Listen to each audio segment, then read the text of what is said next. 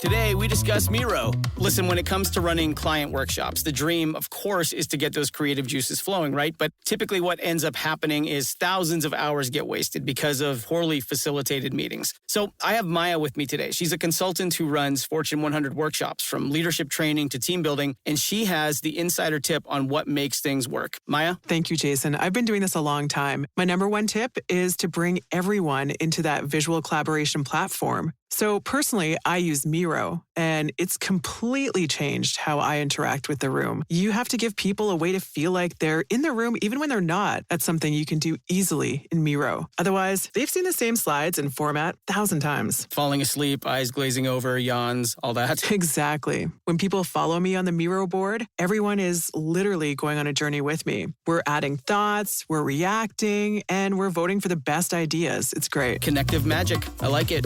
That's MIRO.com. Every team, every topic, everywhere. This is Believe.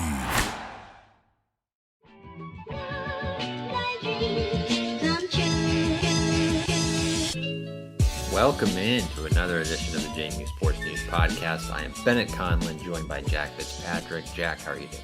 I'm doing fantastic, Bennett. Do you like the addition to my background for today? Oh, the Dukes are going bowling, a bowling pin. That's well done. Thank you.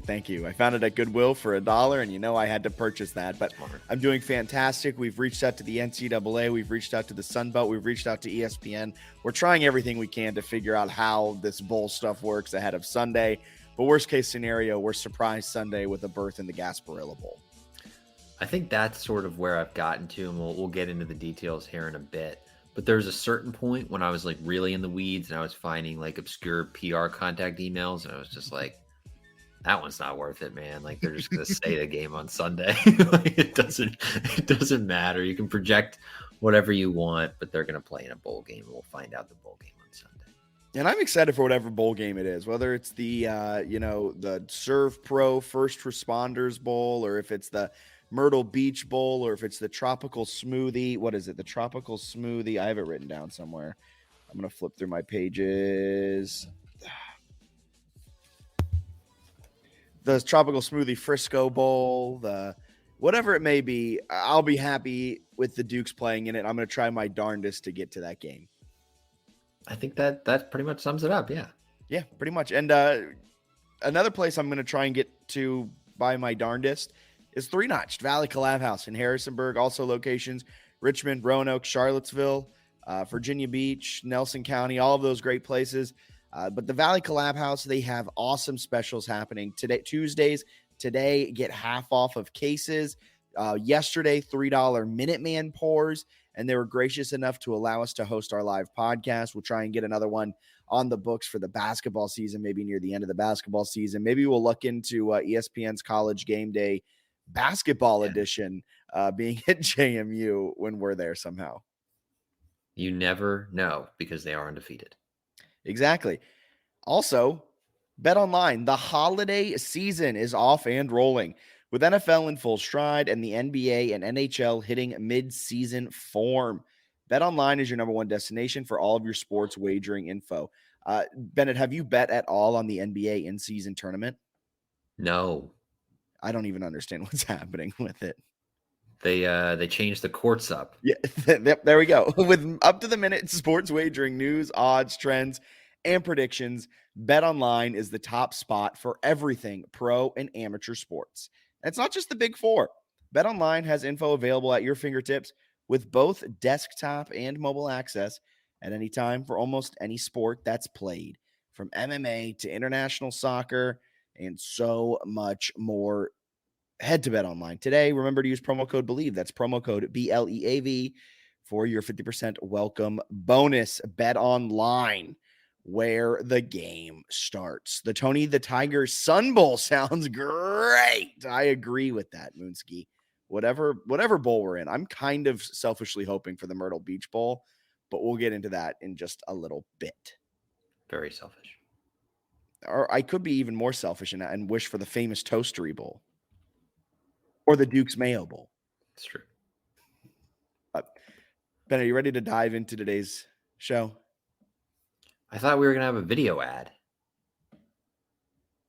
There's a reason Christopher William Jewelers has been voted Best of Virginia year after year. It's not just one thing that sets us apart. It's everything. It's the selection, extensive and unmatched, with every engagement ring, loose diamond, and fashion jewelry chosen for quality and brilliance. It's the service. From our diamond experts to our master goldsmith, our team shares a passion for what they do, and it shows. It's the atmosphere, both glamorous and laid back. See for yourself why people can't stop talking about Christopher William Jewelers in Harrisonburg and Weir's Cave.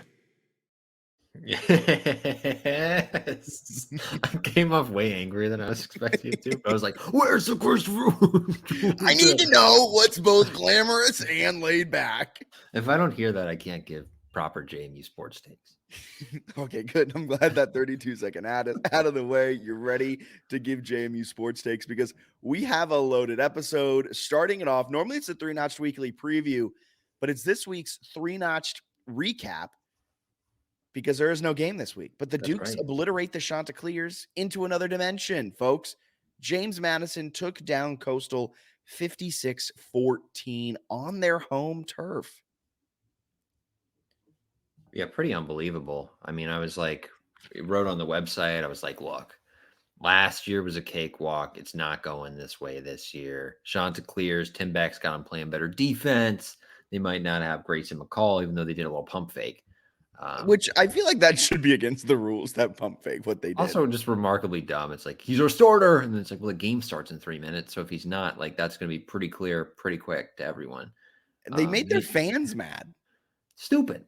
He doesn't start. They play, what did they go with Vasco? They went with Vasco, the dual threat QB who can't throw against the best rushing defense in the nation. I've still struggled to piece that together because I thought Guest would be kind of the auto start. And then didn't go with Guest at halftime. And also Guest had a full game of reps against this JMU defense a year ago. He's in the portal today, so I don't know if that was related. That may have been related. That's a good point. But I wonder if it was like they're going to go with Vasco, and he's like, "Oh, cool, bye." Or if he was like, "I'm going in the portal," and they're like, "Whatever, we'll play Vasco." Who knows? His stat line ended up being okay, but they really did not do a whole lot, especially early in the game against JMU. And it was right. I didn't think it would be a dominant performance, yet it was. The Dukes 56-14. When they scored the first 35 points of the game, they just sort of cruised. Yeah, they've outscored Coastal now 103-21 in 8 quarters of play. That's insanity. But like you said, Coastal's offense never really got going at any point in the game. In the first half, 4 of their 5 drives were 3 and outs. There was a 1-3 play drive that got a first down, but it ended in a fumble. So I counted that as a 3 and out because it was 3 and out. And then in the second half, they had 6 drives, 3 in each quarter. Both drive charts kind of went 3 and out, touchdown, fumble / end of game. So really nothing going at all for Coastal. No, and it was we said JMU cruise. The first 2 drives for JMU were like super clunky, all the bad stuff from App State, and I was like, what is this? They're not locked in. Maybe they didn't run into the punt returner. It kind of looked like they did. I don't know if somebody else was shoved. I didn't see a replay, but they got a benefit there where they didn't get the call on that was picked up. They ended up getting recovering a fumble and then I think still punted immediately. They did on that drive. I think that drive was 2 3 and outs. I think it was 3 and out, punt, 3 and out, punt. Their drive chart after that is hilarious. It's touchdown, touchdown, interception, touchdown, touchdown, touchdown, touchdown, touchdown, touchdown, punt. So many touchdowns. I mean, that's how you end up scoring, 56 points? Yeah, that's a lot of them. Reggie Brown and Elijah Surratt both eclipsed the 1,000 receiving yard mark on the season. They're the first ever Sun Belt Conference wide receiver duo to do that. And in this game, Elijah Surratt had 6 catches on 6 targets for 107 yards, 3 receiving touchdowns, tacked on a rushing touchdown. And every single one of his catches was a successful play, like by the definition of a successful play. He had a 100% success rate. He was phenomenal. He was absolutely unbelievable. He picked up where he left off in the App State game. The jet sweep run to him at the goal line was just, all kinds of fancy. Whoa, what's happening? Whoa, got you all tickled. That was something else. And then they, what was it? I think it was a 4th down play. One of his touchdowns where they They did sort of a play action. They all expected a run. He's wide open for an easy touchdown. They were scheming some stuff up, but then Surratt's also just a very tough cover. But God, it was unbelievable offensively. I want you to take a random guess what JMU's average starting field position was. Oh God, it was pretty good. Their own like 40. Is it coastal territory? It was their own 41. That's crazy though. Guess Coastal's average starting field position. Their own 20. A little further away. Own 29. That's a pretty sizable advantage though. Yeah. That is insane. That's really, really good. They even ran the ball fairly well. Fourth best rushing performance of the season in terms of total yardage. Shout out to the offensive line, Josh Toner. He was on the Pro Football Focus all like offensive team for the week.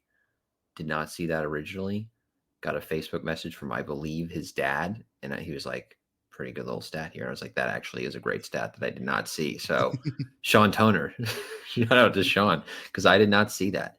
But that's super impressive, especially for a guy like Toner, who did not start the year on the starting offensive line. So to play the way that he did and the whole offensive line did, missing two key starters at each tackle position from the beginning of the year, I thought was super impressive.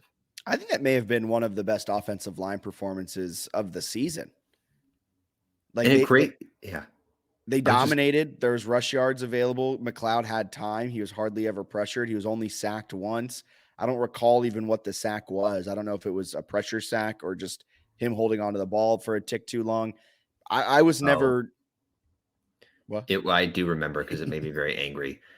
Perfect pocket. He like rolled out and took a sack. Okay, so I wouldn't blame that on the offensive line. A near like perfect performance from them, and it resulted in the rush game looking good. Tyson Lawton had one of his better games of the year. He had a touchdown, 70-some yards.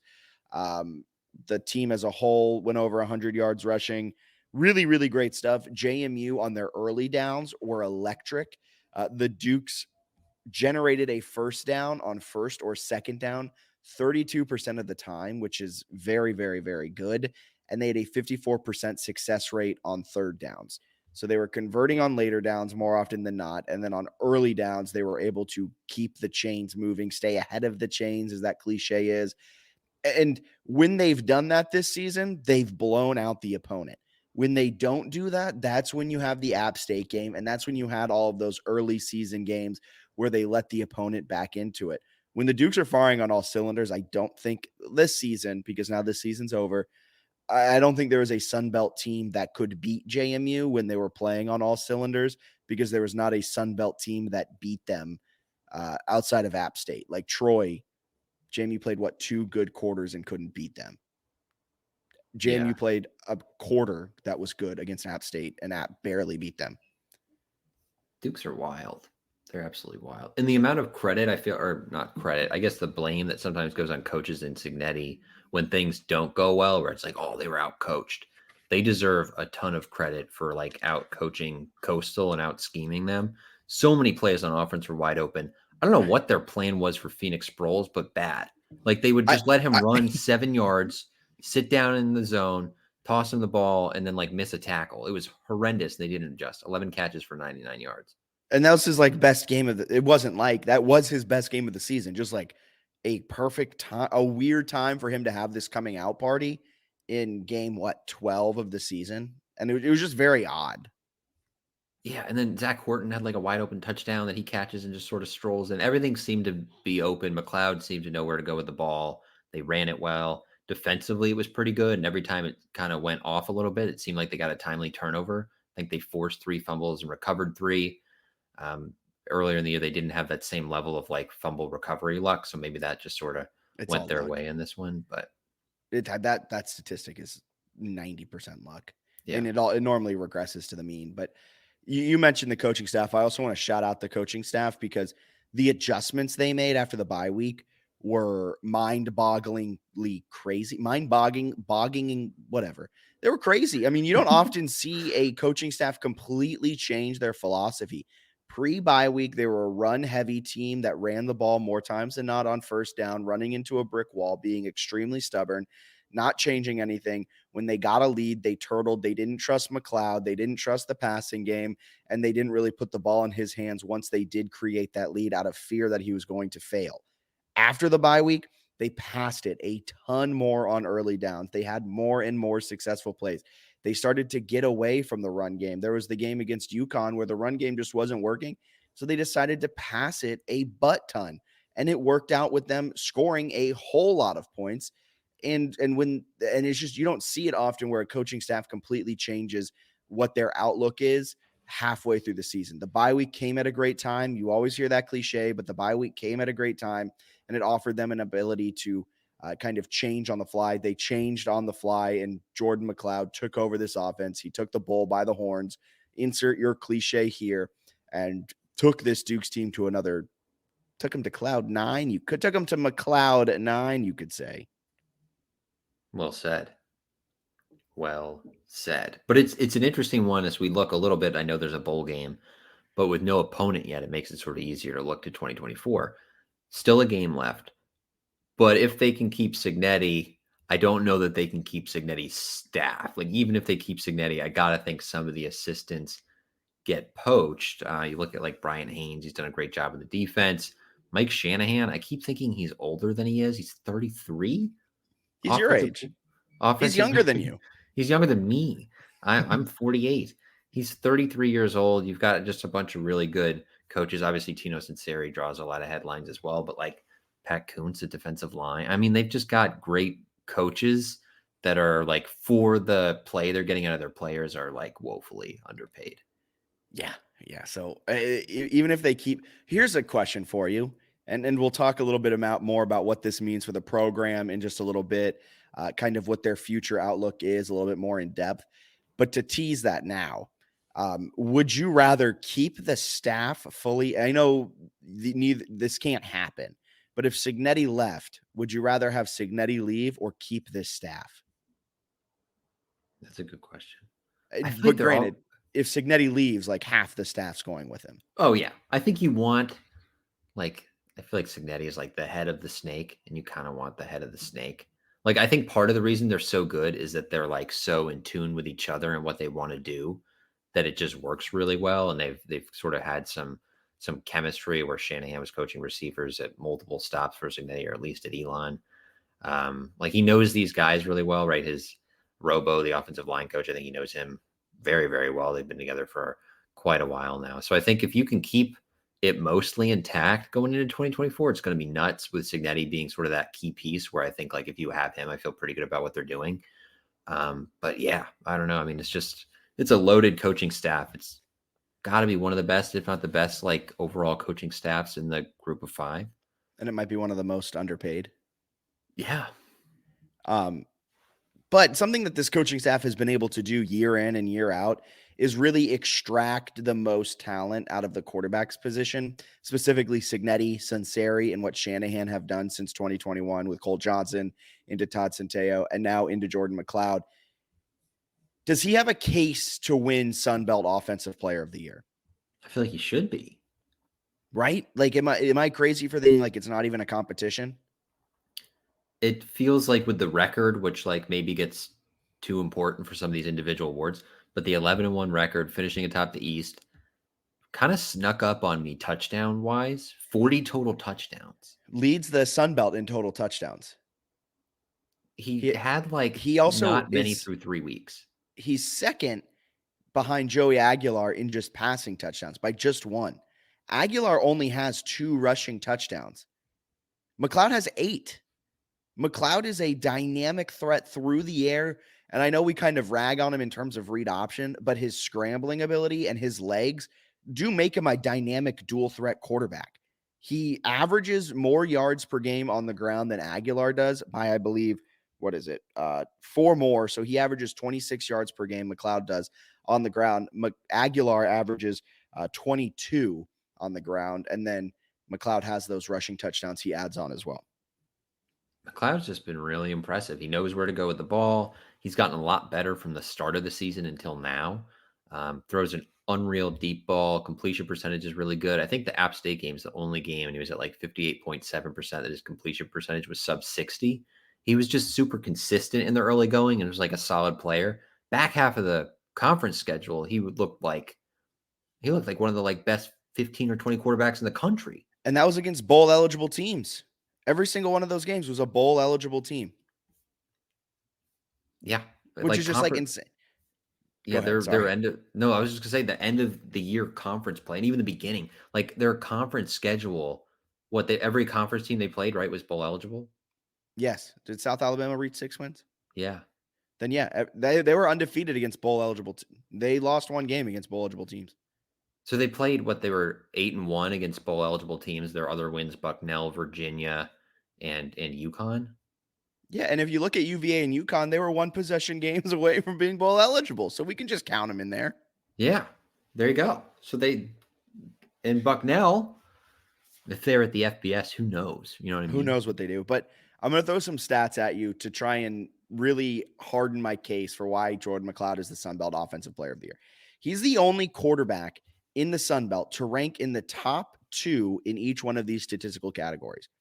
He's first in completion percentage. He's second in total pass yards, second in passing touchdowns, first in total touchdowns, second in passing touchdowns, first in QB efficiency, second in EPA per attempt, and second in QBR. It sounds like he's the best player in the conference. The only issue, and this is going to be I'm going to rebuttal myself and kind of argue with myself here. The only difference, though, is in all of those ones, he's second. So he's second in pass yards. He's behind Davis Brin. That doesn't count. Clay Helton throws it 50 times a game. Pass touchdowns, EPA per attempt, and QBR, which are kind of more advanced stats. And I don't know if the voters are necessarily taking into effect like these expected points added. But he's behind only Joey Aguilar, who is like second in a lot of other categories. But Aguilar is 8th in completion percentage and 4th in total yards. So I think that kind of outweighs the good that Aguilar has. He's kind of bad in these 2 other statistical categories, and McCloud is top 2 in literally every single one. Man, I don't know when they vote. Neither is it do I. Pre or post conference title? Probably post, right? Probably post. But I mean, Aguilar's probably gonna have a bad game against Troy. That's true. If he goes out and they win it and he goes for something crazy, maybe. But I still think McCloud's got a great chance, a great case, as you just outlined. And as Kurt Signetti said post-game, they got him back next year. They do. We knew coming into the year he had 2 years of eligibility, but I think there was a question mark of, is he going to come back? Is he going to test, the NFL market? Is he going to maybe transfer again? He's already transferred twice. But it sounds like the Dukes expect him. I think it was a 99% chance that he comes back and uses that 6th year of eligibility that he has, which is going to be awesome to see, because you said his improvement from beginning of the year to end of the year, his improvement just overall under this coaching staff is insane. If you take his stats from 2019, 2020, and 2021 and combine them all into one season, which the games played, it equals out roughly one season, a little bit more. And compared to now, he had 4.58% more passing yards. So those 3 years combined, he had 3,251 passing yards. He had 3,400 this season. He had a better completion percentage by 10%. He had 32 passing touchdowns compared to 23, a 39% increase. He increased his passing yards per game by 89%. The only part of his game that kind of regressed was throwing interceptions, but not really all that bad. He went from throwing 0.65 interception per game to 0.75 interceptions per game. Nothing really crazy. That's not really statistically significant growth, but he jumped in every single category, like by a wide margin. Yeah, it would be fun to go back and listen to like our April podcast, like post spring game, talking about how Jordan McCloud was going to go crazy. And then Jordan McCloud went crazy despite being QB2 somehow coming out of fall camp. A very confusing offseason and summer. But this is like what we expected. We knew from like watching basic clips in like random games that was like, oh, he's super athletic and like makes good throws. If he's well coached, he's probably going to be really good. And you can kind of just assume with this staff now that like if the guy has the traits, they'll coach him into playing really well, which is an incredible thing to have as a fan, to know like, hey, the coaches are going to put him in a good spot. And like the longer the year goes, the better they'll get. Because he played so well late in the year, sort of with the exception of the start against App State. And App's got one of the best secondaries in the entire Sun Belt. He did still shred them when he needed to. Big time. Like on a 4th and 18, he decides to just throw a dot to Surratt. I mean, he is just very good at football. I think it's that simple. And I do want to get your take on this before we move off of Jordan McLeod being the Sun Belt Offensive Player of the Year. Remember early in the season when Kurt Signetti said he has a lot of losing tendencies? He comes from programs that don't know how to win. How true do you think that actually was now looking back at how the rest of the season played out? Arizona's pretty good, it turns out. So it makes me question it a little bit because aren't they they're like top 15 team right now? They're playing out of their mind with like the same staff. So I get what he was going for. I think it probably was some of it, right? Adjusting to like, hey, these are the habits I need to have to really excel in JMU's offense. Some of it too, though, I feel like is like just building up the chemistry with the receivers, right? If he's not getting quarterback 1 reps, getting there with Reggie Brown. And a lot of people probably forget Surratt started the year as a backup receiver to Taji Hudson. Yeah. And ended the year with more than 1,000 yards. Like once they realized like, oh, like he needs to be a starting receiver, the offense kind of picked up significantly. Like didn't he? I think he had the touchdown catch against Troy, the 1 touchdown. And then he just sort of built and built and built. Once they had the right guys in there with the Sproles, Brown, Hudson, or not Hudson, Surratt, and then Horton, a lot of H's. Once they got that going, then it felt like everything sort of clicked into place and the passing game was elite and they figured out sort of what McLeod could do well and how to make in the right reads and everything clicked. And then also, as you mentioned, they stopped running it so much on first and second down so that the defenses weren't completely keyed in on the run. And then he started cooking too. So some of it might be like, hey, he had some losing tendencies. Some of it is like, I thought they just did a better job of like, we need to play these players and call these plays. Yeah. I will say the one kind of flaw in Jordan McLeod's game, and I think this is a flaw in a lot of quarterbacks' game, is when it's on 3rd and throw, he struggles in like passing situations. Yeah. Which he played well against App State late in that game. He is a baller. Like Jordan McLeod, we saw it against Bucknell, we saw it against UVA, we saw it against Marshall when he gets hurt, comes back in, has a good run. Like all of this, he is a gamer. He is a baller.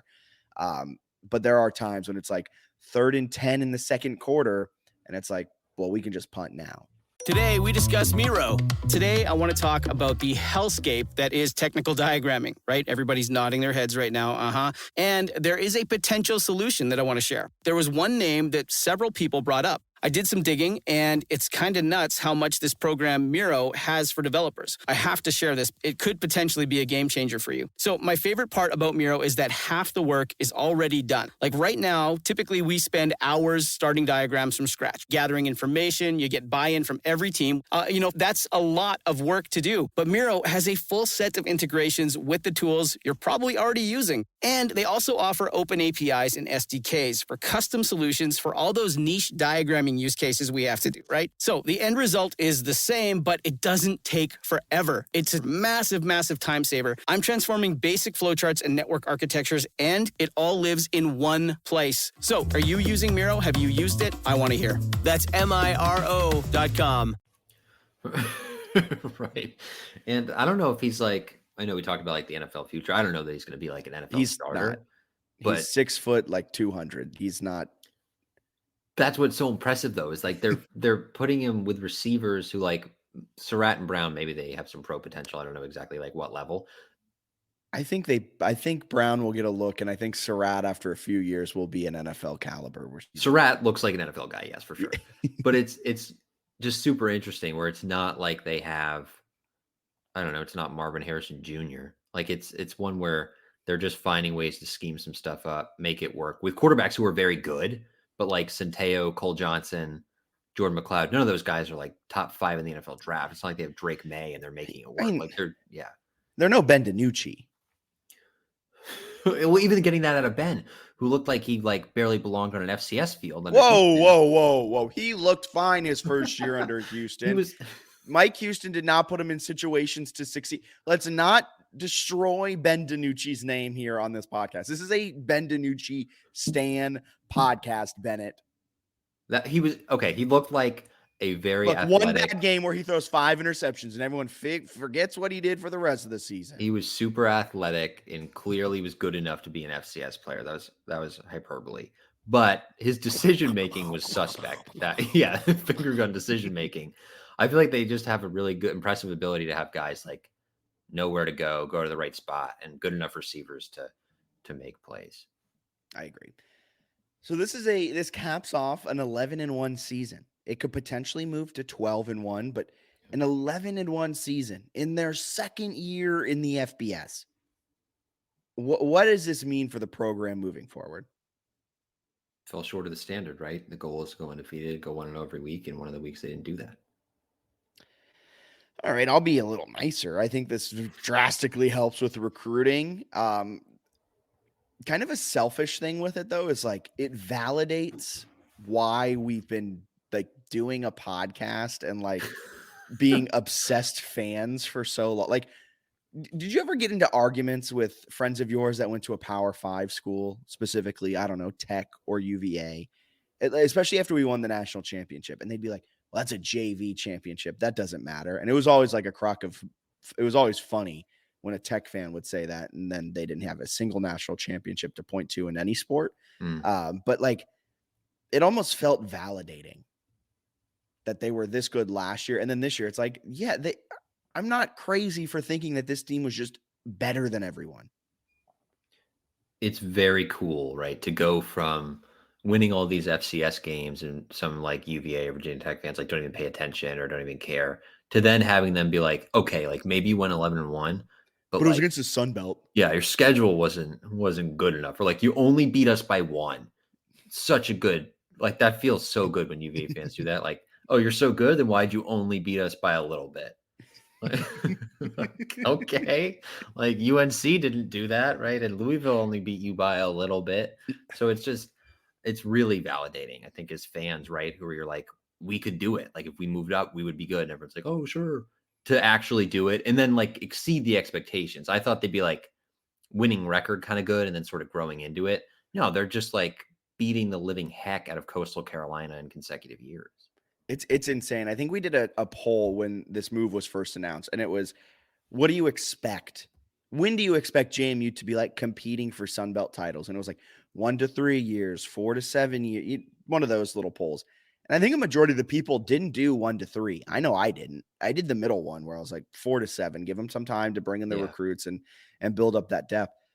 Boy, I did not expect in year 1 for them to win the Sun Belt East. And in year 2, be, a fumble out of the end zone 6 inches away from being undefeated, potentially a lawsuit going through and playing in a New Year's 6. And it's wild how it all happened so quickly, where it was like, oh yeah, they're just good in the trenches, like good enough to compete in the Sun Belt. And then depth, like last year, depth was a little bit of an issue. Both starting linebackers missed an important chunk of this season. They lost both starting offensive tackles. They ended up going off QB1 to QB2, so they clearly had better quarterback depth. Who else? Solomon Van Horst goes down. Jalen Green? Yes, Jalen Green. Who is still leading the nation in sacks. Yeah, and then what? Abi Nwabako-Akonji goes down early in the year. Man, First game, this right? was going to be his break. This was going to be his breakout year too. Yeah, especially in a position where they decided they didn't want to go deep. So like it would have been cool to have like an extra body to rotate, and they just didn't have it. Well, they ended up like bringing in like Tyreek Tucker and Amar Thomas, but that was just like out of pure necessity. And like barely with some of the games, right, where they did Tucker a little more, but like Thomas kind of got in at the end. And the secondary was kind of bad, like was a downright liability for the first 6-7 weeks of the season, and then they got really good.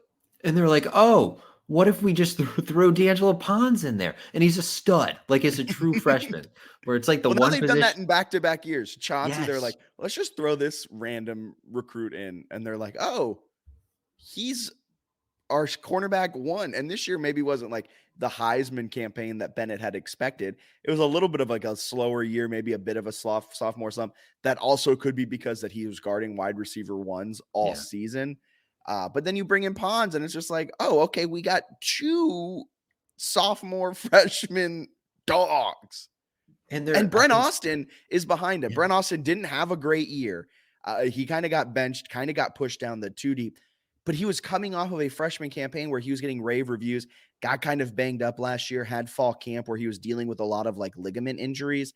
And I think he just never really got fully healthy and could never really find the rhythm of the game this season.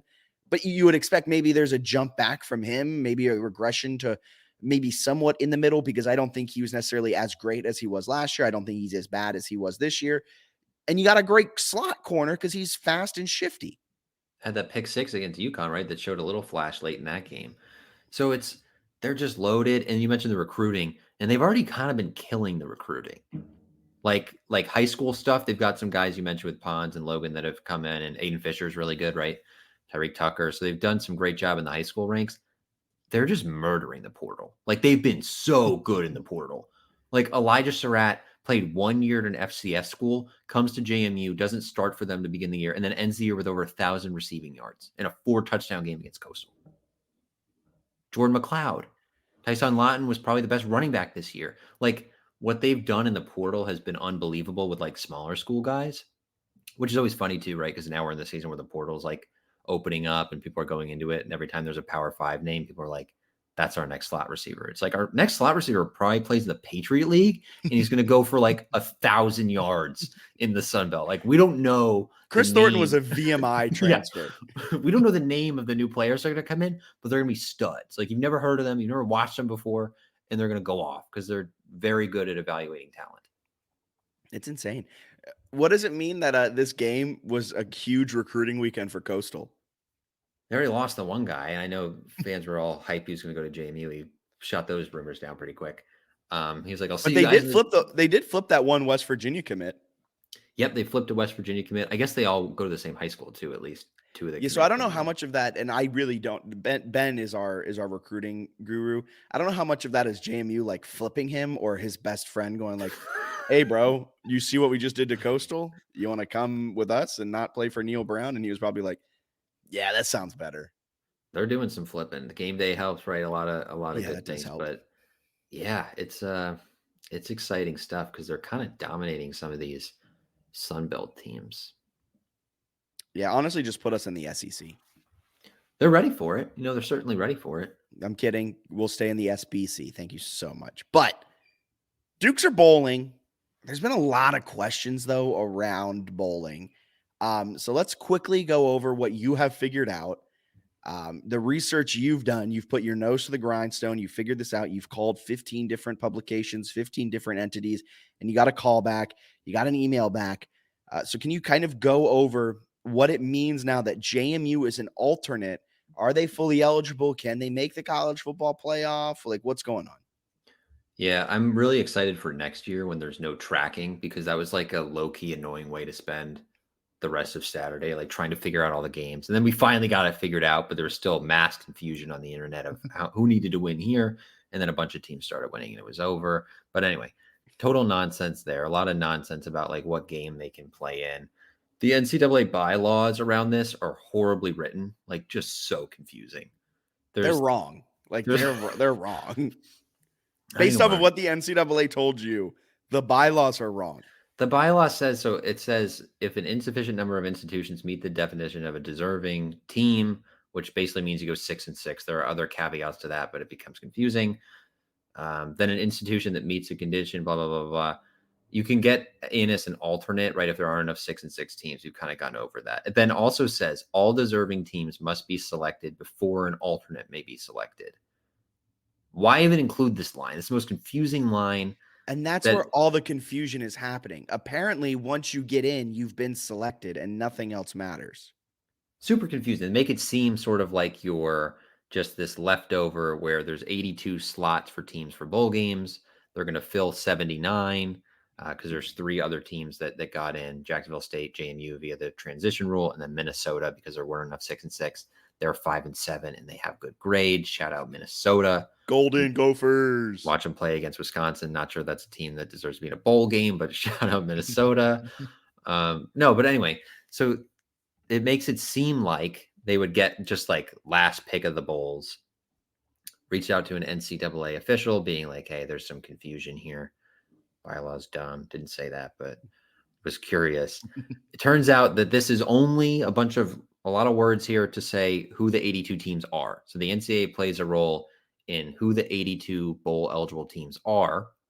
And now that part is over. So then it comes down to conference like tie-ins. And then like ESPN, some TV partners get picks. But essentially it sort of boils down to JMU's not a complete leftover, and given their record, likely like fan interest in terms of attendance, but then also TV ratings, my guess is that they'll get a pretty good bowl game with a nice matchup. Yeah, and so like there's tie-ins for all these bowl games. So like JMU can't get the bowl game that is slotted to get the Sun Belt champion. And there's probably another bowl game that's slotted to get the Sun Belt runner-up. Let's call that the Camellia Bowl and the Cure Bowl, just for easy sakes, because those are the tie-in ones.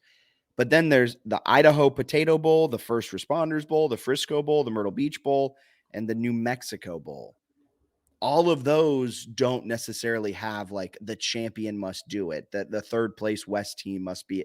Those are kind of more just up for grabs within the tie-ins. So JMU could go to, in theory, any of those bowls or any of the bowls that don't have any conference tie-in whatsoever, because ESPN owns what, like 17 bowls? Yeah, they own a bunch of bowls, and it's unclear if the Sun Belt is asking the bowls to pick the fully eligible teams first for those other tie-ins. I don't know. I called to ask. I didn't hear back yet. I called like only a couple hours ago. I don't know if they even know, like, who knows? But the gist of it is like there's a ton of open slots because the tie-ins don't match up perfectly correct, right? Because the Sun Belt has whatever they have 5 or 6 tie-ins. They have 12 teams that'll play in bowl games. So like there's a lot of Sun Belt teams that are going to have to go to these other bowls. It gets confusing. And that was the point where I stopped. I was like, I don't want to count like all these tie-ins and try to guess because it's just a waste of time. And it would take me like until Sunday and nobody would care and I'd probably be wrong. But there's a lot of jockeying. The bowls sort of jockey and argue and try to get the best teams in the best matchup because they want to sell tickets. They want people to go. Given JMU's record, I think they'll be pretty high up the pecking order of like bowls wanting them. Yeah. So my guess is they're going to play a like exciting group of 5 team. Which would be awesome. But like they're probably not going to get the Duke's Mayo Bowl. I know that's a bowl that's been floating around a lot. That has an ACC team that is in it every year, and then it rotates between a Big Ten and an SEC team every year. It was a Big Ten team last year at Maryland, so this year it's going to be an SEC school. But then you got like the Bahamas Bowl is also a hard tie-in with Conference USA and MAC, which is now the famous Toastery Bowl being held here in Charlotte, North Carolina. But then you got things like the Gasparilla Bowl. That has no conference tie-in whatsoever. So JMU, in theory, could go to the Gasparilla Bowl. Seen a lot of projections for that. Also, I think it's fairly safe to say, like, I'd be shocked if the game is not based on the tie-ins, if the game is not for Christmas. I really think it'll be a pre-Christmas bowl game. Yes, which I think will be great for me personally. I don't know so much about Bennett, but I'm fine with that. Just get out of the way early in bowl season, play it, have fun, go kill the portal. All right. Dukes are bowling, folks. We're bowling. We're having a good time. I was wrong with how I read the bylaws. It was confusing. That's on me. Egg on my face, but we'll continue rolling on. And as we get more information, keep it locked in on the JMU Sports News, Twitter, Facebook, YouTube. We'll have updates there as well once we get them. Now, as we sit here at the end of the regular season, a few weeks away from a potential bowl game, we wanted to take this time to rank the top 10 best regular season moments. You ready for okay, so let me break it down. Bennett sent me 5 of his favorite storylines from the season. I put down 5 of my favorite storylines of the season. I combined them to power rank them. I haven't done the Sunbelt power rankings for a few weeks, but I got my power ranking hat on, and I decided to power rank the top 10 storylines of the year. Me and him, we had a few similarities, so we only had 7 between us. So I threw in an extra 3 at the end so we could round out a top 10. Are you ready for number 1? Oh, we're starting with number 1. Oh, you're right. Let's start with number 10. Oh, we're starting with number 10. Good call. Good call. This is why we are podcasting duos for 5 years. Number 10 storyline of the JMU football season. JMU is going bowling. Good one. Thank you. Thank you. Did you enjoy, I want to ask you, did you enjoy the tracking? Did No. you track? No, it was stupid. I hated it. It's kind of like my take now, how I've done with the bowls now, where I'm trying to take a step back on Twitter and just let people argue about it to argue about it. That was kind of my thing with the tracking too. I just wanted to take a step when I knew I was going to know. And when we didn't get it, I knew I was going to be one of the first to know because I constantly live on Twitter. Same with this bowl stuff. When we know what bowl it's going to be, I'll know what bowl it's going to be. There's no point in trying to figure it out now because we're going to figure it out in a few days. So I didn't like the bowl tracking. Kind of annoyed my watching experience on Saturday too, with the group chat with you and Dom just consistently blowing up. I had like 3 or 4 other people also texting me about like, do we need this to happen? What's happening? How many more games? And I was just like, I really don't know. And I truly do not care. I don't ever want it to happen again. Yeah. But the end of the 3:30 window, I enjoyed, where it was Washington hit the game-winning field goal late. Oklahoma State survived in double overtime. They had some stuff sort of go their way late that started to be entertaining. And then when Florida State, I think Florida State clinched it, or at least that's what we were saying. And then Clemson won right after. So it was definitely good by then. And then Hawaii even won to really just lock it in for everybody. But based on that, our count was correct because JMU, Jacksonville State, Minnesota. So there were 3. So it was Florida State that got it. I know there was some confusion. People were saying, oh, it's not official. And we were like, yes, it is. And then Clemson ended and we're like, see, now it definitely is. Yeah, it totally is. I also liked Florida State fans who found our tweet and were like doing like a handshake. They're like, we love you guys and happy to help you out. And it's like, what do you? All right. Did you see one guy? He responded. He goes, for payment, we'll take your defensive end with all the sacks. And I wanted to respond and be like, he's out of eligibility. Like, oh, I forgot. Didn't Ben tell us that they were doing that rumor like early yes, season? They've been doing it like all year. Yeah. So apparently Jalen Green has been on Florida State's radar since the jump. All right, number 10 storyline from this JMU football season. Number 9. D'Angelo Pons is a dog. That's right. Deep end. Well, his storyline, his emergence, and then having the overtime forcing interception and going from a backup, I don't even think he was on the first 2 deep, to being the number 1, number 2 cornerback. That just emergence, that growth throughout the year was an awesome storyline to follow. Hopefully they don't lose too many guys. We'll see how the portal goes and the coaching staff goes. They have a lot of that guy should be on a Power 5 roster, guys. Do you think now that they're able, like with the college football playoff expanding next year, do you think that will hold some JMU players? Granted, money's money and NIL checks. I'm not going to judge a student athlete for wanting to go get a milli, but like, I think it will. I think it's definitely going to help.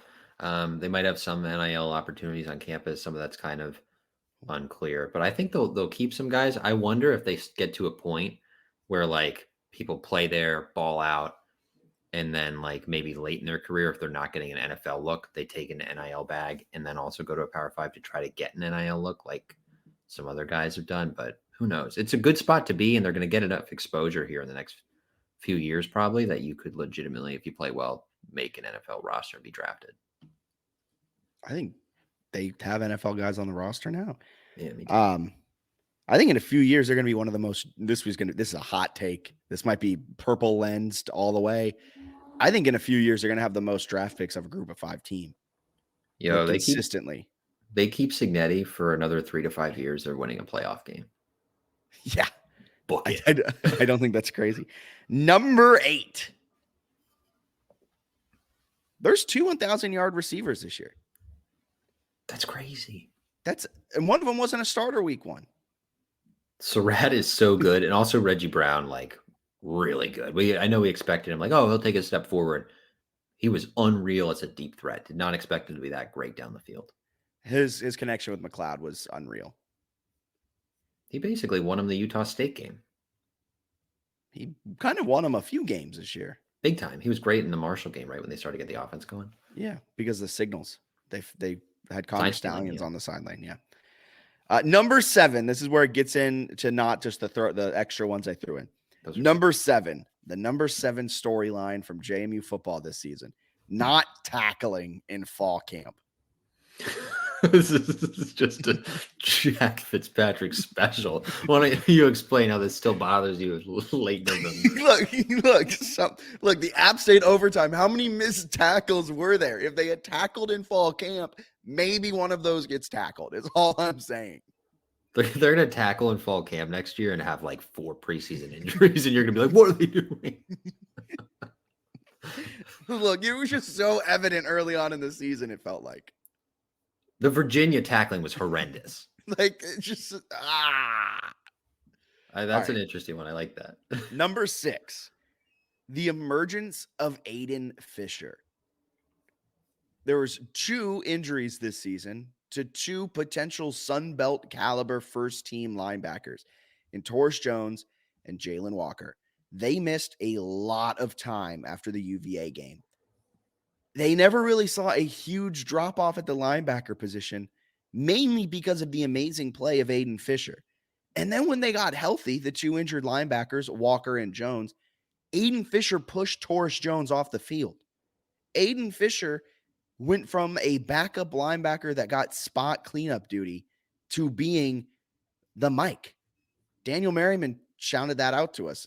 He's the Mike. Yeah. He's the one controlling all the signals, the play calls, what is being told to him. That's fantastic. His stats are so good. He's got 91 tackles. Nobody else on the roster has more than 55. He's second on the team to D'Angelo Pons in pass breakups with 7. He's third on the team with 5 quarterback hurries. He's the only non-defensive lineman to have at least 5 of those. He also blocked the punt, I believe, against UVA that was recovered by Pons for a touchdown. Just a stud. Like, we talk about like Power 5 guys on the roster. Yeah, he's one of them. Like, he's also bigger than the other, like Jones and Walker. Like, he is a Power 5 linebacker on JMU's roster. Quarterback at Riverbend, linebacker at Riverbend in Fredericksburg, Virginia, has come on and has been just a monster linebacker. Excited for him next year with Jalen Walker if they both come back, because I believe Jalen Walker has another year of eligibility. Yeah. Number 5, the number 5 storyline from the JMU football season, the App State weekend. Tough loss, but I thought it was a great weekend. Game day comes. The home crowd stays for all of overtime, right? Packed house, 26,000, whatever it was. Certainly close to it. Great atmosphere, incredible rivalry. That's a weekend that I will never forget. I thought that was a ton of fun and great for the program. Even with the loss, I think it shined a nice light on the Sun Belt. It was a fun one for sure. The loss kind of hurt me a little bit though. Fair enough. But that it was a great overall weekend, recruiting, everything like that. Number 4, we have a video to go along with number 4. Let's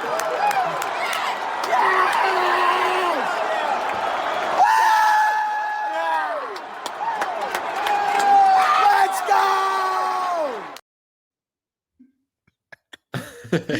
Yeah. The UVA win is number 4 in our favorite JMU storylines this season. I want you to take this away, the former UVA beat writer, what this meant for you as a JMU fan. This was awesome, man. What a game. It's one that I'll remember forever. Just a great win, but also one that was an absolute roller coaster of emotion. And that's what stands out the most. The early 14-0 start where I was like, everyone's going to leave this stadium early. It's only going to be purple. That turned out to be true, but for a different reason. I thought everyone was going to leave early. I was like, wow, this is over. Like, are we going to drop 70 today? This is cool. Like, UVA stinks. And then it started to get a little iffy in there. And then there was a point where I thought JMU was going to get blown out, where they were very much struggling. Going into the rain delay, I still didn't have a lot of hope. Then they complete that incredible fourth quarter comeback. Memories of a lifetime. Anthony Calandria, 4th and 20, has his guy wide open and says, yeet, and threw it as far as he possibly could, which was only like 8 yards too far. And gosh, they won the game. What a win. Also, just the weekend itself was a great time. We got great dinner at the local. We tried to go to 3 Notch, but it was like a 3-hour wait after the game. Apparently they don't, value our partnership or something like that. But no, it was a great time. Awesome Airbnb. Hung out with some fantastic people, drank some Bold Rock, drank some 3 Notch, and that was just a fantastic weekend. I think that was a better weekend than the App State weekend. But not saying the App State weekend wasn't fantastic, but like that was just so much fun. Can I run a hot take by you? Yes. I don't know if I've said this on the podcast. I think away games are better than home games. Away games are super fun because it's like there's only a certain collection of JMU fans there. It's just a little like you got to kind of maybe a little more effort sometimes to go. There's I love away games. Away games are great. They're fun. All right, number 4. Gotta find it. Here it is. Number 4.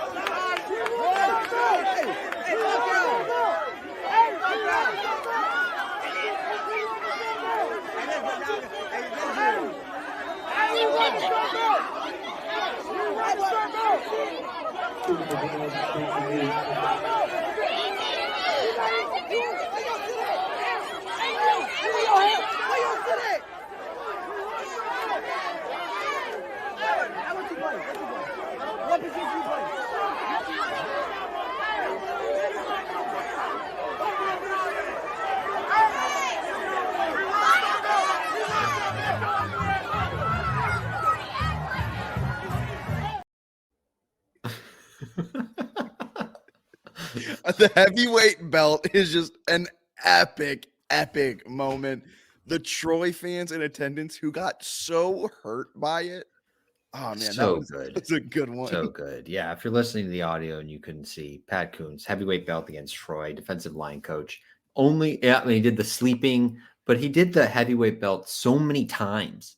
And then it seems like he's done. And then he runs back and you're like, oh, he's done, but he just wants his players to go, toward midfield, everyone else. And then he does like 3 more. He's like, boom, boom, boom. And Signetti, I think, made a comment after that was like, oh, we talked to him. We can't do it. Don't care. So good. Epic. One of the best moments of the year. Epic. Number 2, the number 2 moment from this JMU football regular season, the quarterback one battle, quote unquote battle, because apparently after the first day of fall camp, it was Alonzo Barnett taking all QB1 snaps. Then according to Kurt Signetti in that Bucknell game, he got the yips. And so Jordan McLeod stepped in the second half and he put together maybe a Sunbelt Offensive Player of the Year resume. Just an otherworldly kind of roller coaster of emotion for us JMU fans, where, especially for us, when that transfer was announced, we were like, he's going to win the Sunbelt Offensive Player of the Year. There's no way he doesn't win this competition, this, that, and the other. People didn't agree with us. People kind of were saying some things, and then there was some things that were said at the start of the start of the season. Bennett was photoshopped onto a clown because he was mad that the coverage wasn't what he wanted it to be. We all were a little upset, and then it ended up being that we were right. It ended up being that we were right, and thankfully all those feuds have completely ended. Do you have that shirt? Yeah, I've got that shirt. I should have worn it. Can you grab it? I think it's in my car, so it's not within grabbing distance. I got to figure out exactly where I put it with all my travels. Okay. I'll bring it out for the next one, or at least a full season podcast. Thank you. But what a crazy storyline. What a ridiculous offseason. If you had told me at halftime of Bucknell that JMU would go 11-1, I'd be like, no, that's not right. Like maybe 1-11. Like they were giving up some like chunk plays in the passing game that was weird. And then they couldn't complete a pass. And now they've got one of the most efficient passing offenses in the Sun Belt. Yeah. If you're listening, watching on Twitter, Facebook, YouTube, whatever it may be, drop in the comment section what your favorite moment from the regular season was. We want to know what you guys thought your top moments from this JMU regular season, JMU football regular season was. So drop it in the comments if you're on YouTube or Facebook. Reply to this tweet if you're on Twitter. And before we go into if anyone drops those into the comments, can we get a drum roll, Bennett? The number 1 moment from the JMU football season was. Here we go. They're just showing. Oh, Signetti. You can't use that. Oh, he's got his phone out. You can't use that. That is illegal from the minute the replay has started. Wow. You can't do that. I've never seen that. That is illegal. That is illegal. Phone moment has to be hands down the best moment of the entire season. In that moment, I don't think we knew they were going to piss away a 35-point lead or whatever it was and nearly choke that game away. But I mean, it just makes that game so much better. What a hilarious game. Mountain West Network, which was just awful. I mean, just horrible broadcasts with big homer announcers. Kurt Signetti takes a phone out, or it's someone else's phone. He's showing a replay that they messed up on a ridiculous fake field goal touchdown. There was actually a nice little play. They got a fast kicker there at Utah State. Nimrod can run. Nimrod. What a hilarious game. That's the one game, maybe more than any of the others, that I'll remember really well, just because it was so ridiculous. The broadcast was hilarious. The phone was hilarious. The actual game itself was absurd. What a game. What a game. I mean, just look at this. Just one more time. Just one more time for the number one moment of the JMU football season. Here we go. They're just showing. Oh, Signetti. You can't use that. Oh, he's got his phone out. That you can't use that. That is illegal from the minute the replay has started. Wow. You can't do that. I've never seen that. I love the whole sequence where every coach and assistant on the sideline is giving them the phone. They're like, look at the phone. And then they're like, you can't do that. And they all just sort of like slink away. And they're like, right. We didn't. Yeah, we didn't do that. It's also, then if you listen to the commentary, the play-by-play guy clearly is like, this is funny, isn't it? And then the color guy's like, this is illegal. What? No, you can't do this. Someone arrest this man. And meanwhile, the play-by-play guys, this is funny.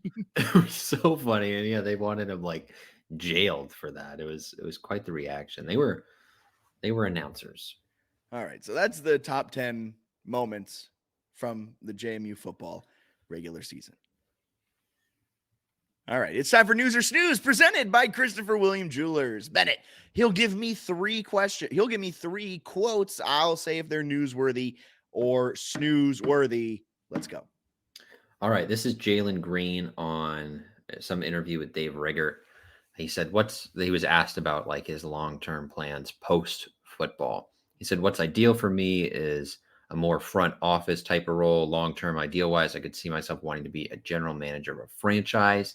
And he continued to say, but I'm not sure about coaching. They've got a lot of hours. Loved that quote. That's a great quote. I'll say it's newsworthy just because that's a great quote. He's not wrong too, especially if you're a college football coach. The season's never over. Would also be cool. We'll see what his pro career looks like after the rehab and everything, but it would be pretty interesting to see if he followed that path and tried to get into like a front office role. It'd be super cool. Yeah. All right. Number 2, not a quote, but this is just a fact, a statement of fact. Heaven Bristow, supposed star player for the women's basketball team, Ohio State transfer. Her waiver was denied. She will not play this year, but she's eligible to play next season for the Dukes. Newsworthy for a few reasons. Weird thing that the NCAA has against JMU and these waivers, I guess. I don't think actually that I think they're very mutually exclusive and they don't play into each other whatsoever. It's just kind of funny that these waivers continue being denied for JMU. With that being said, very interesting approach from women's basketball, from Coach O, from that program, like how they went about with the waiver. They applied for it like very close to the start of the season because they thought like that would help them. Clearly it didn't. She was expected to be like a star guard, getting heavy rotational minutes. So it's a pretty big blow in terms of what this women's basketball team is expected this year. But next year, it could be huge because Peyton McDaniel, listed as a redshirt sophomore, the only senior on this team is the UVA transfer. There's a chance this team can run it back and just like get even better.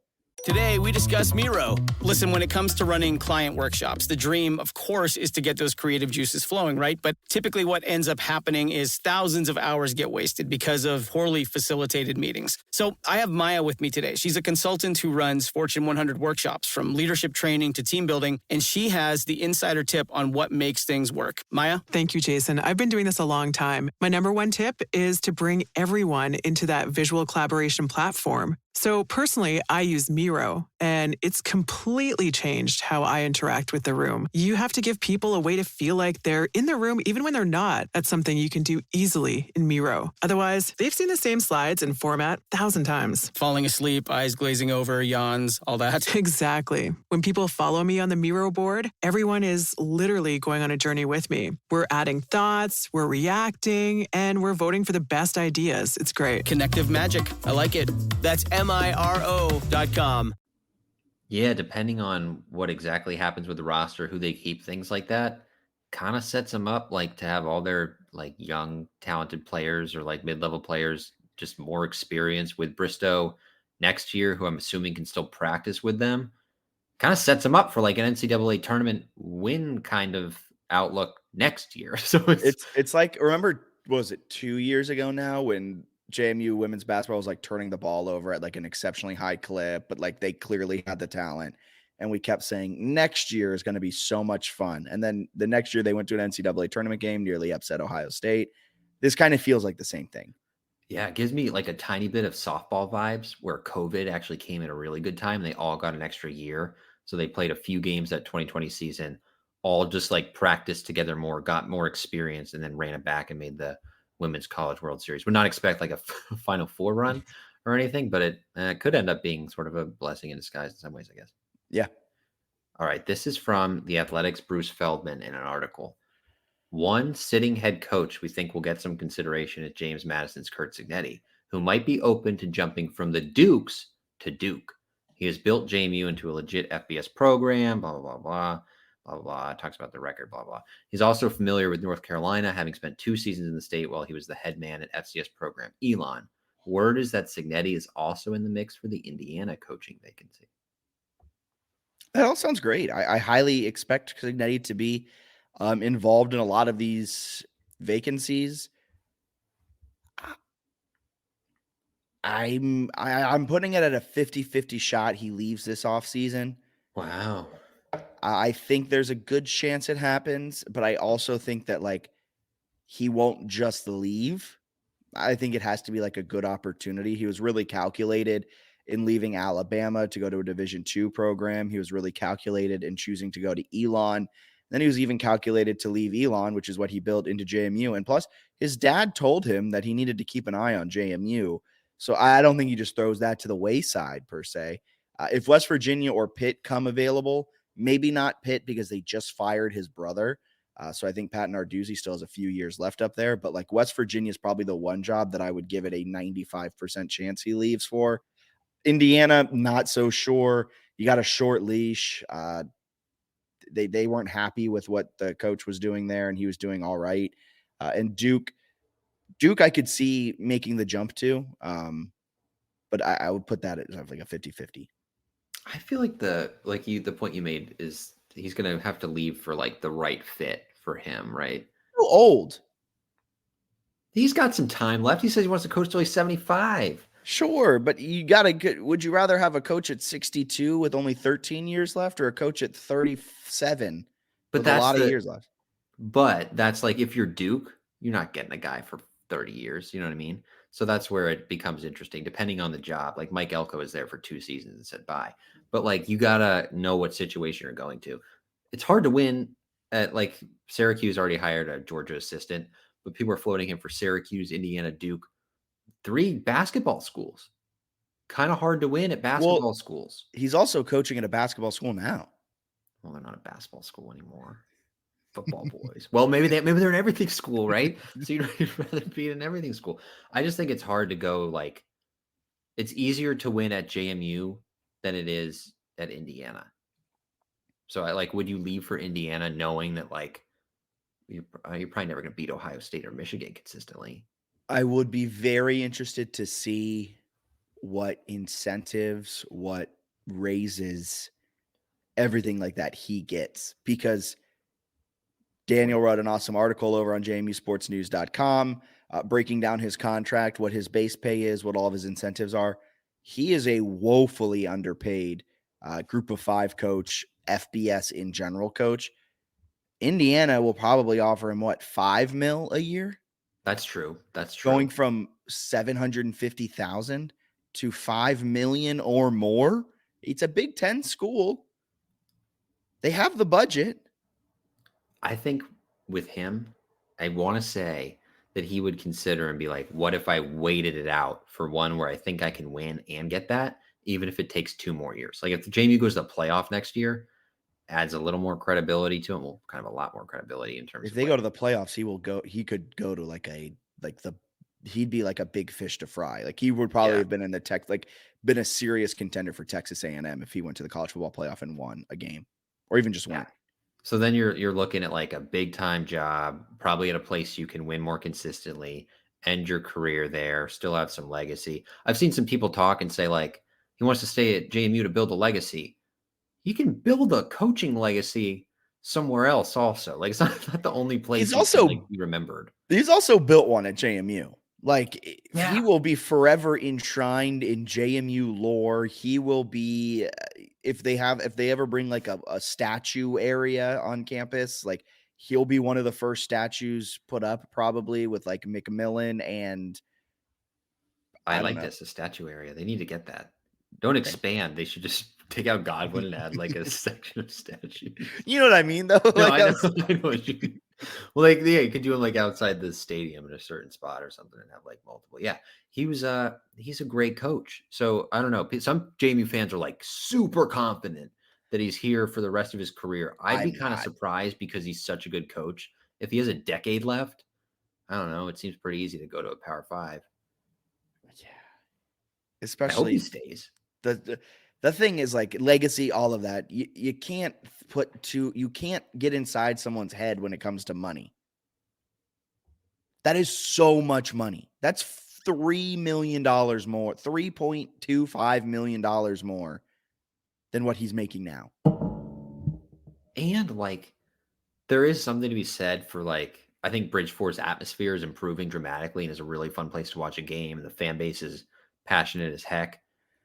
If you go to like a Power 5 game with 100,000 people in the stands, it's different. Like it's just a little bit different. It's very cool. It's one that you can't completely replicate. Like you can't blame somebody if they want to coach in that kind of environment, in those kind of games, or have a realistic chance at making the playoff. And it's going to be a lot easier in a Power 5 conference because they're going to get multiple bids. I know some people are like, JMU's got a path. The path is being the best out of 5 conferences, right? You have to be the best out of the American, the Sun Belt, the MAC, Conference USA, and the Mountain West. And that's not the easiest thing in the world. Let's be honest. 3 of those don't count. Yeah. You can take and them. Conference But like, USA. there are going to be teams, though, like Liberty, if they go undefeated and get a good enough non-conference schedule, could run the table in CUSA, have enough reputation, and still maybe be the team. So it gets a little harder. But anyway, yeah. Well, that was it for News or Snooze, presented by Christopher William Jewelers. That was a good one. That leads us to the Sun Belt Weekly Pick'em. Bennett's dancing because he won the regular season. He won the regular season by 3 games. Whatever. It's fine. I have time to catch up and win the overall crown. Who do you got, App State or Troy? This is a great question. Troy's the more complete football team. I'm picking There's no Troy. doubt about that. There's no doubt about that. But App State's kind of got that dog in them. Okay. So I'm going to take App. I think Really? I think Sean Clark understands if he gets this one, that seat is very cool. And that's something that I was 1 week off of when he understood that, like, okay, let's kick it into gear. This is my job. This is my livelihood. And I think he totally gets it now.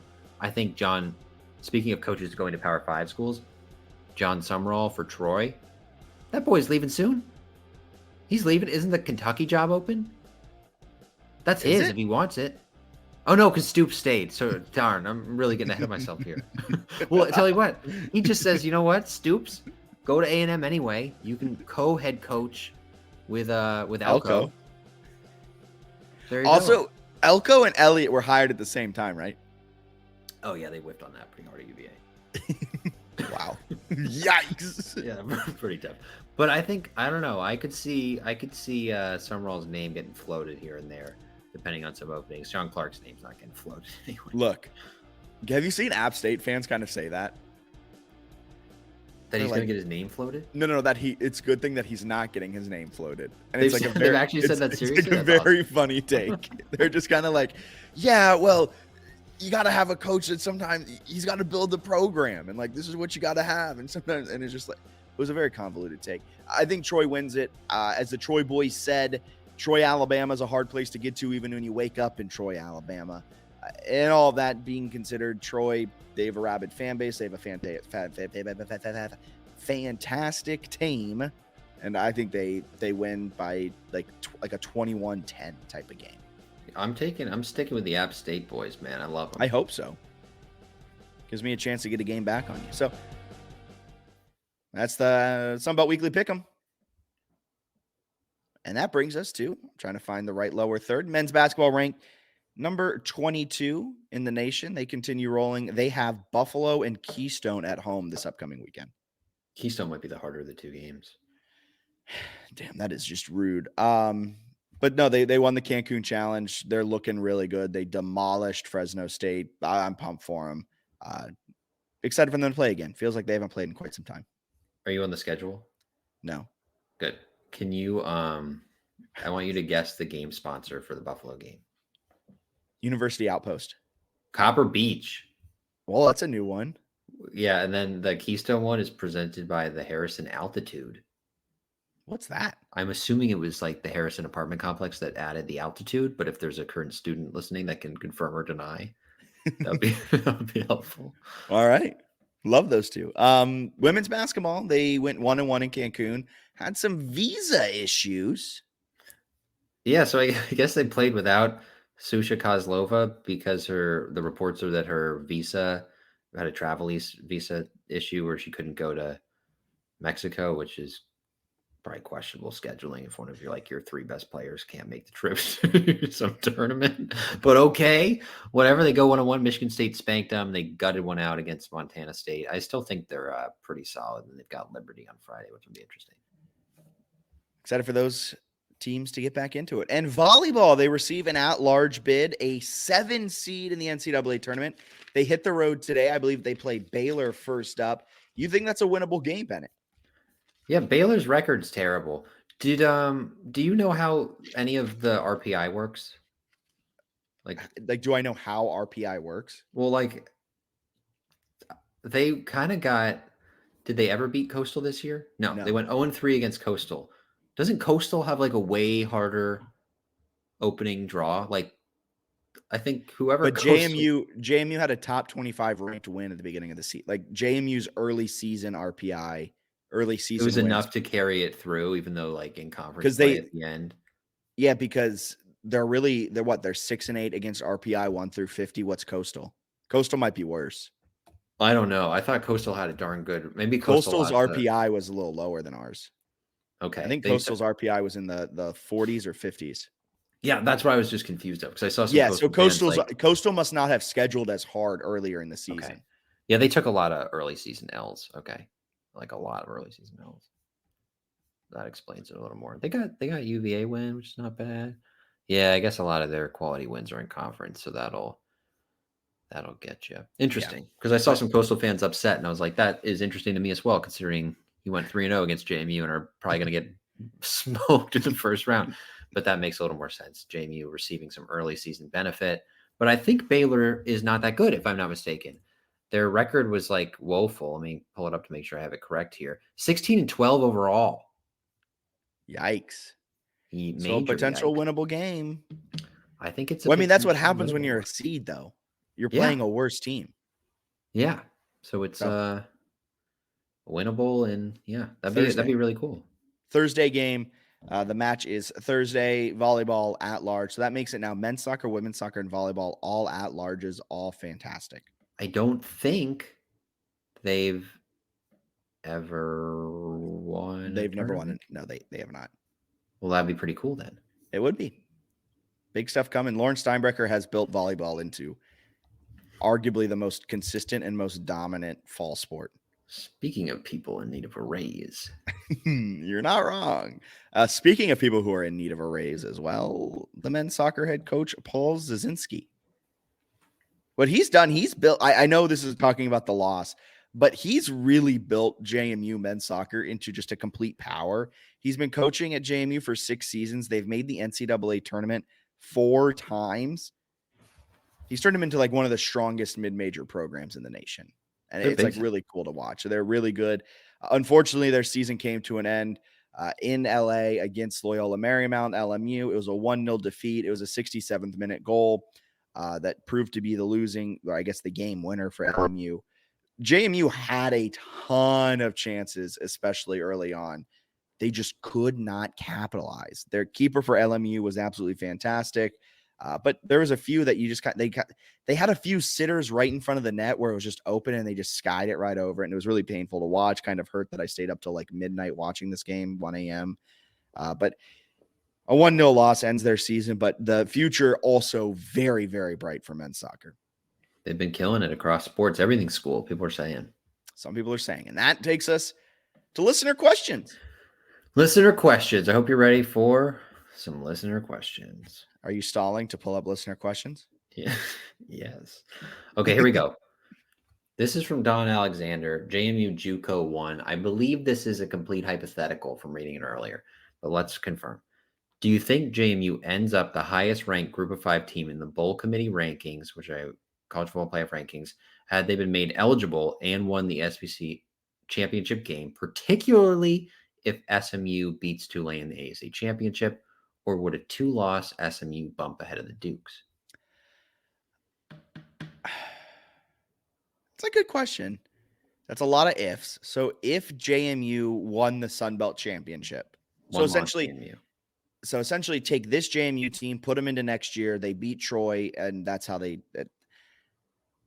think an SMU team jumps over them. I think their SMU's wins kind of suck. I feel like JMU would. But if they had beaten Tulane, their wins still suck.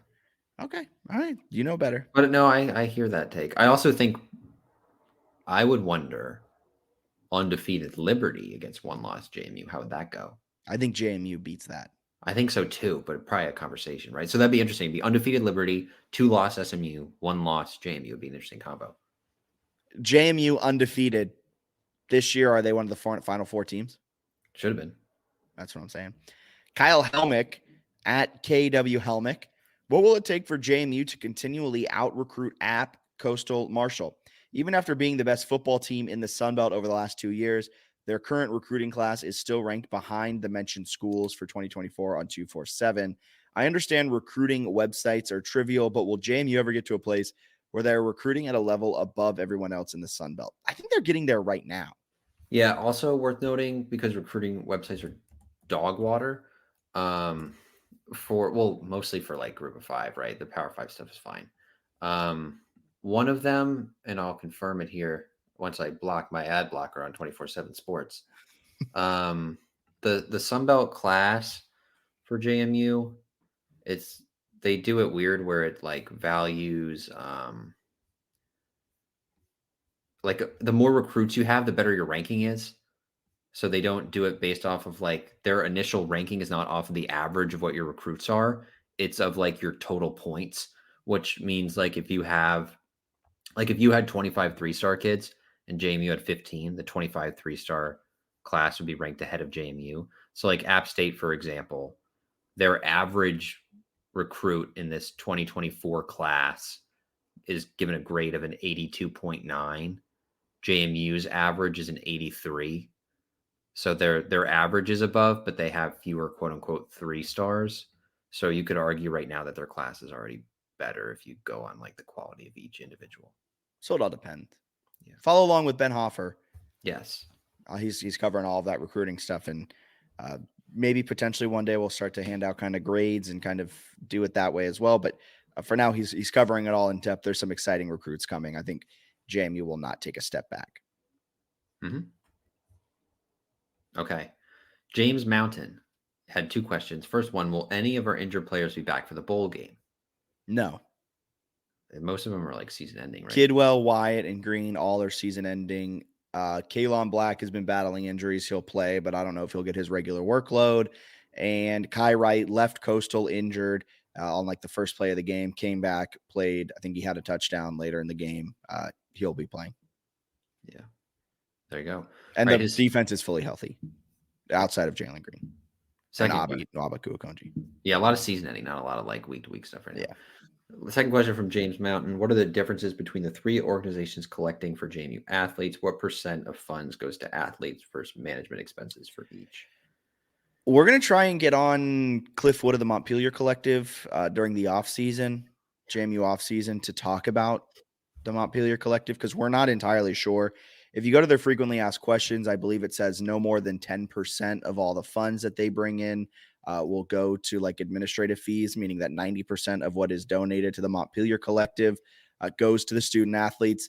The way the Montpelier Collective is set up is that you donate to them. I think they then decide which players it goes to, and they don't just kind of pay it. They make them do community service work around Harrisonburg, and then that is how they then end up getting their NIL money.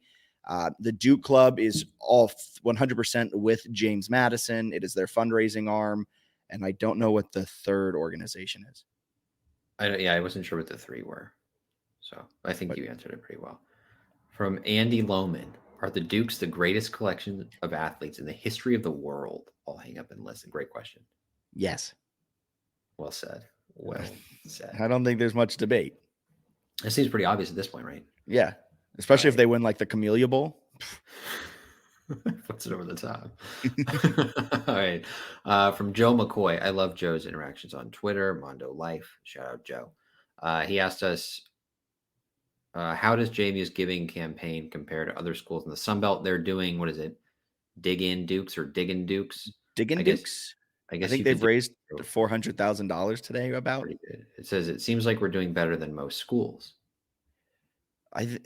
Joe, I don't know how plugged in you are to like the Arkansas State fundraising. It may seem that we're doing better than most schools because we're following it a lot more closely. I really don't know. According to the USA Today reports, we still have a large portion of our budget come from student fees, which is kind of a reason why our waiver got denied. So I think we're still lacking in terms of overall fundraising behind other Sunbelt schools. How much did you say it was today? It was last podcast or two podcast. I think it was last podcast. It needs to be under 55% of your total overall budget comes from student fees. USA Today said, 1 second. 1 second. This is really great podcasting. I was asking, this is good information. I was asking about the Diggin' Dukes thing. Oh. But if you want to find the student fees, you can. $400,000. Really? Last I saw it was $350,000. What do you think that would have been if the donors weren't so mad? What do you think that was if the department wasn't in peril? Okay. But that's a pretty good little campaign, right? That seems good. For having I didn't know this was happening until like a week ago. I also had not heard a lot about this, but yeah, it seems like they've done a decent job. Bill Path, bottom_9. Explain bowl selection process from JMU. We did earlier in the podcast. Yep. Don't want to rehash that. Sir John, what school do you prefer to bowl? Do you prefer to play? Oh, I don't care. And I don't mean that in like a condescending, rude way. I know I've been called condescending and arrogant before on Twitter. I'm not trying to be that.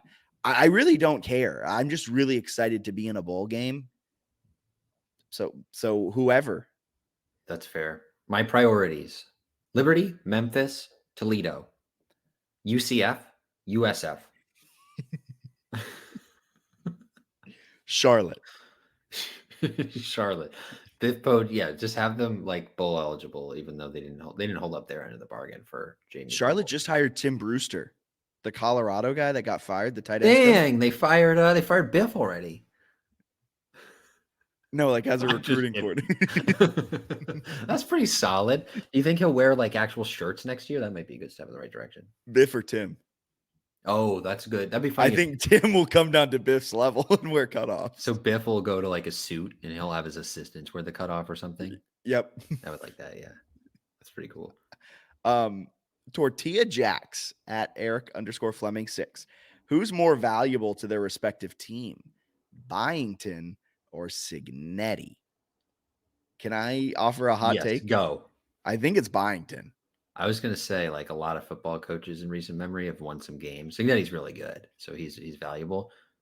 Basketball program is a dumpster fire, and Byington's got him cooking for years. Yeah, for years. Like Signetti has said this. He said this in his post-game interview. He said this multiple times, where the culture was here, the foundation was laid, the leadership has led the football program to where it needs to go. From Mickey Matthews to Everett Withers to Mike Houston, it was all handed off very well, and it let Signetti just take it and run with it and has taken it to new heights. Fantastic. Absolutely amazing. Basketball hadn't won diddly squat in 30 years. Byington took over a team that was one of the worst in all of Division I and has turned them into a ranked team for the first time in program history. He's had to do all of that. He's had to deal with the portal more. So Byington's hiring of coaches, recruiting in the portal, recruiting high school players, and just coaching has been more, and culture building has been more magnificent, I think, in my opinion, than what Signetti has done. Both of them have been phenomenal, but I think Byington is more important to men's basketball. Is Byington the coach of JMU next year? Yes. Really? I think so. Oh, that'd be nice. I think he has one more year. Unless they win an NCAA tournament game, then I have a feeling it's going to be like the Fairleigh Dickinson coach who just like leaves. Yeah, that'd be something. Okay, last one from Mangy Dog. Love Mangy Dog. Some Sunbelt fan bases have branded us as whiny for all eternity. How will we ever regain their love and respect? Alternatively, how long will it take them to understand we don't really give a rat's patootie? And then Martin responded with, or Martine, there's really no way to win that argument. With continued success, we'll go from whiny to arrogant. JMU fans, there's some that are whiny. Some of it's warranted. Like some of it, I've probably been a whiny JMU fan before. Oh, yeah. Bennett has. You probably have. You listener, you've probably either have done it outwardly on Twitter or has sent a message to a friend or in a group chat being a whiny JMU fan. Mainly probably when the waiver was happening. And we didn't get the waiver. We were probably like, what the F is this? We are whiny. We're a whiny group. I don't think it's unwarranted. But again, like you said, Mangy Dog, we really don't give a rat's patootie. And the arrogant point is so true. Like if JMU makes the playoff and or wins a playoff game, the fan base will be hilariously insufferable, where it's like, this is what we do, right? That's where Signetti's always like, we play for championships, even though they haven't like been eligible one for the last couple of years. It's like, yeah, we do. We're champions. That's it. Like coming into the transition, we're like, yeah, if we go 6-6, that'd be cool. And now we're like, we just win all our games. We just go 1-0 every week. Yeah, we just go 1-0 every week for weeks and weeks and weeks. Did you? I think it was Josh Walters quoted a JMU football tweet where they were like hyping up the win or something like that. It's either Walters or Neil Harrow or Lauren Steinbrecher.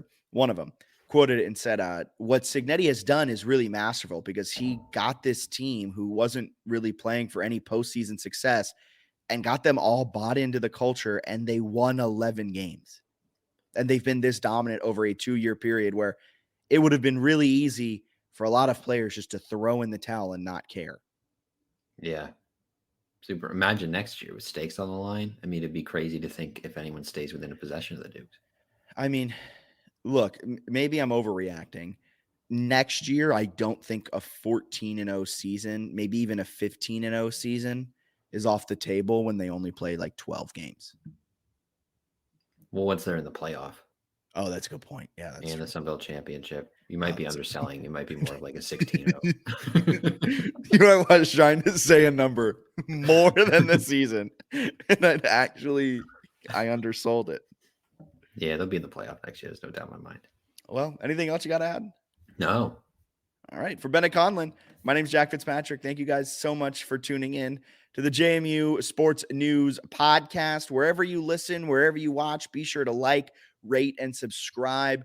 We'd love to hear from you guys. Give us a follow on JMU Sports News on Twitter, Facebook, YouTube, Instagram, and check us out with our home on the web, www.jmusportsnews.com. This has been the JMU Sports News Podcast presented by Bet Online. See ya.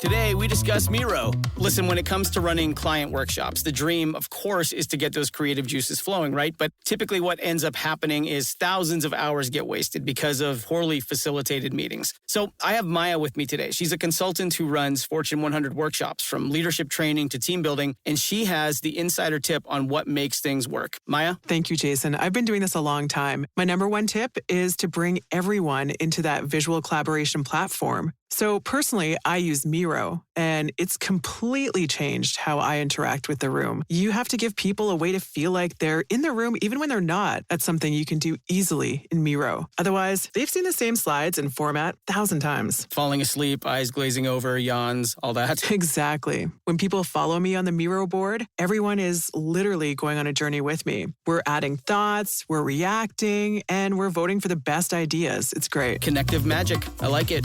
That's MIRO.com.